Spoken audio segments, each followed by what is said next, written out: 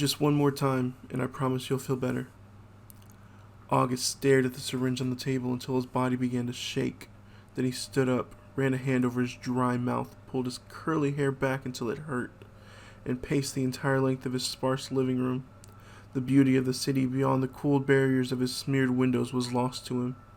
His realm was a dreary one, a dark path of desire and despair that was always trying to lead him into his boiling layers of his poisoned mind. His cat, a slender, healthy, long-haired breed of the color of cauliflower, meowed while watching him bite into another trembling fist. His veins were popping, nearly bursting through his quaking flesh, but it wasn't a sign of hydration. He moaned while covering his face, even though it was impossible to eat. The syringe, as well as his dripping needle, looked so inviting, so appetizing. No, it wasn't the syringe itself. It was its contents. That heavenly fluid the color of the rainbow. That was what his suffering body craved.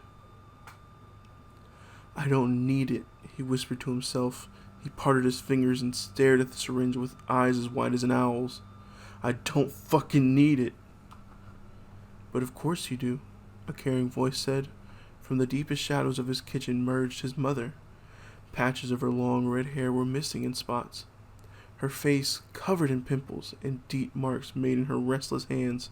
The flesh on her neck was peeling, falling from what muscle struggled to hold her head up like an old bark of a dying tree. Her shirt and purple bra were partially torn.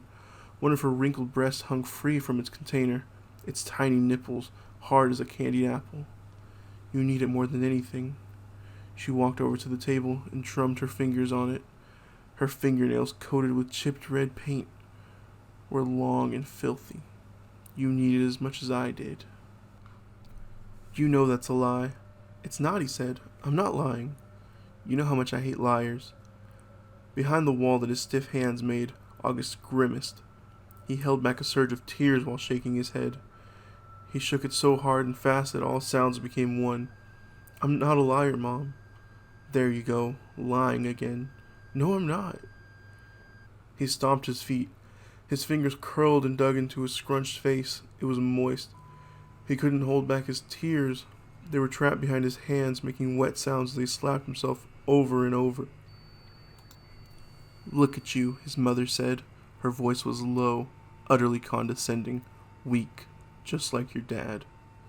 August fell to his knees.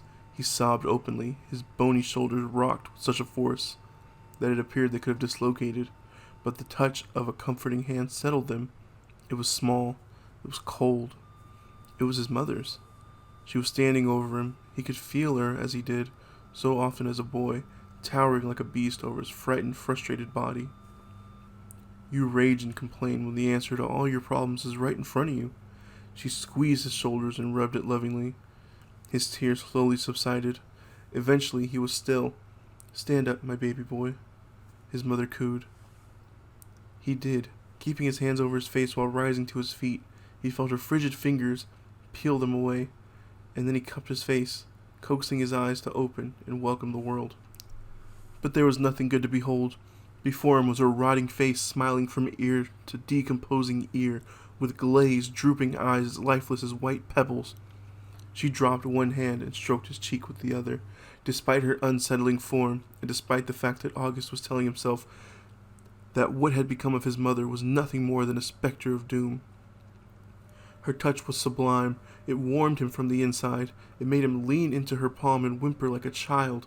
Even after many years of dysfunction and strife, he still wanted her approval. He still wanted his mother to tell him that she loved him. I don't want it anymore, he whispered.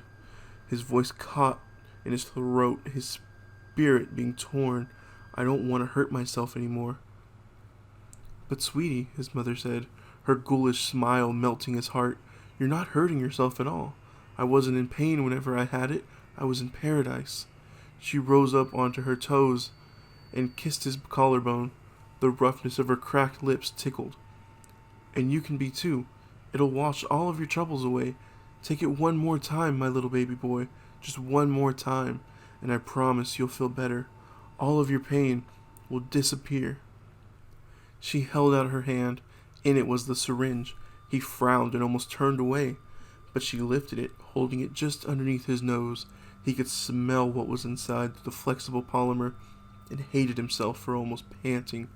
Moisture rushed into his mouth, and he swallowed it, focusing on the feeling of his warm saliva running down the walls of his parched throat. "I don't need it," he said, but the voice wavered. "Please, I don't need it." "But you want it," said his mother. She raised the syringe until it touched one of his nostrils. He sniffed, and his eyes rolled in ecstasy. "See? Now imagine how good it'll feel." Her eyes didn't blink as she stared into his own. "Just one more time, sweetie." August hugged himself. His cravings was clawing at his resolve. "But one more time won't hurt, will it?" She led him to a shabby couch, and they sat down together. The sound of August's cat expressing its disapproval echoed throughout the room as he applied a makeshift tourniquet. He felt his mother kiss him on the cheek, whispering how good of a boy he was. And that relaxed him. "Just one more time," he whispered to himself. "Just one more time, and then no more."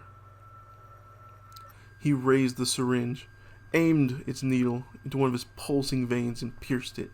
His concurrent sigh was loud with pleasure as he emptied the device and fell back onto the couch. His entire body went limp, his jaw hung open, and instant waterfalls of spittle ran down his chest. He moved his lazy eyes to lay them on his mother, but she was nowhere to be found. His cat jumped from the roost and sprinted out of the room, disappearing into the growing darkness of his lonely apartment. He began to float on a euphoric bed of emotions. The world was so pure, nothing was corrupted, sadness didn't exist, there was no pain, no sorrow. Every inch of him tingled, and an exceptional giddiness made him laugh as hard as he could. He laughed so hard he began to cry. Tears of happiness soaked his face and dripped into his mouth. "Oh God," he whispered. "Oh God." And then he vomited. Chunks of partially digested waste spewed from his lips, forcefully bending his neck at an awkward angle. He couldn't right himself. He was too far gone. He retched over and over again, so much so that eventually his mouth and esophagus were filled with acidic gunk. Then he choked. He choked for a while. Even as his mind sunk into an ocean of tranquility, he choked as he stepped away from his body and onto a golden field, watching as his mother, who'd become the definition of radiance, opened her arms as wide as she could and smiled at him. "Come here, my baby boy," she said. "I love you. I love you so much." He hadn't pulled the needle from his clammy flesh. It hung like a charm from his arm as he puked again and again and slumped behind the top cushion of his couch. Then, with eyes wide open, he took one last breath and he slipped away.